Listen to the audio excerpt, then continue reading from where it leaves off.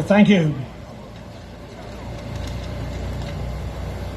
In order to remove the disaster waiting to happen behind us, we obviously need independence.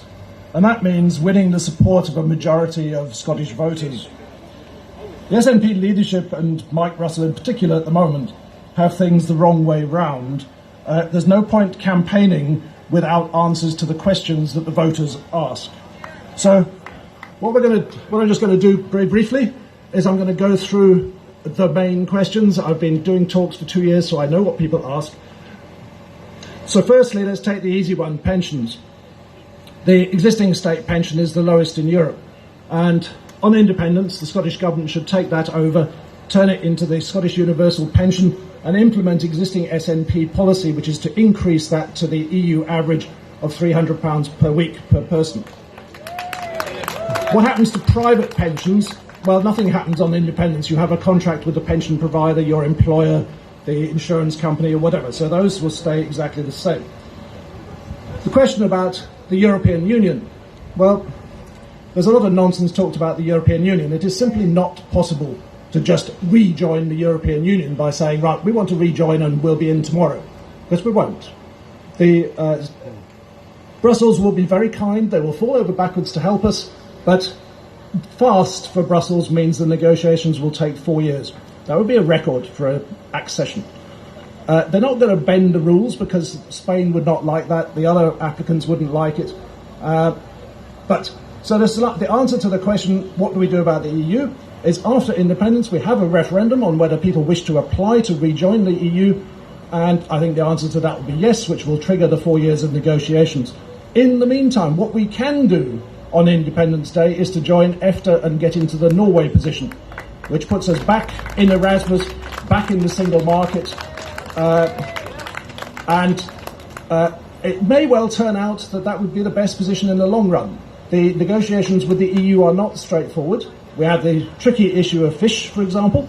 The EU requires 5% VAT on food and children's clothes and things like that, which we may not want to do. So long as we're in the EFTA position in the single market, that restores the ease of access to the EU, cures the trade problems. On the border with England, well, it's blatantly obvious that whatever ends up being the border between Northern Ireland and England will be exactly the same as the border between Scotland and England. So you don't need to panic about it. We'll still be in the common travel areas. There'll be no customs, no passport controls. You can move freely. You don't need a work permit to work in England. Goods are going to be subject to some checks, unfortunately. That is the UK's choice. It's not our doing, it's theirs. And obviously on my particular subject, currency. There's only one answer to this question, and that is we have our own currency as soon as possible. That means, for Andrew Wilson's benefit, a couple of months after Independence Day.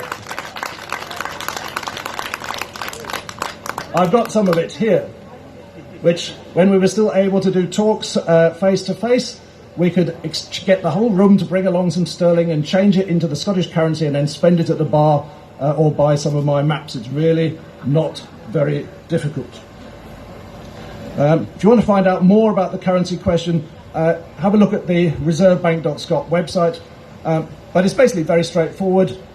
We have something like 200 billion of sterling, which belongs to us and our companies, government and council and so forth. We have about 130 billion of sterling debts, which we will probably repay.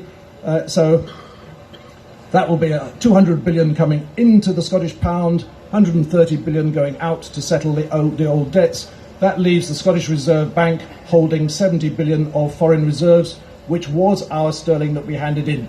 So anyone who says we have to go and save for 10 years to build up foreign reserves is talking out their rear end, because we don't. It's automatic. Anyone who wants to know more about currency, then, as I say, you can email me through the Reserve Bank website, or you can join the Scottish Currency Group on Facebook. So, lastly, in terms of the Scottish Government and the civil service, at the moment we only have 7,000 civil servants in the Scottish Government. Denmark has 50,000 core civil service positions. So that suggests that we are going to need a lot more civil servants to man the Ministry of Defence, the Ministry of Foreign Affairs, the Ministry of Finance, and all of these sort of things. I estimate something like 35,000 new jobs, and I've proposed, although I think we're going to have to wait for the November SNP conference, that those new jobs be allocated proportional to the population of each council area, with a 20% or more premium for any council which is currently deprived, rural or remote. So that would be, say, Inverclyde or Dumfries and Galloway or the Western Isles. You know, in the case of Dumfries and Galloway, that would mean 2,000 civil service jobs going to that area. So that's something of direct, concrete benefit to voters. They can see that that's going to be maybe a job for them, a job for one of their family, suppliers, contracts, all that sort of thing.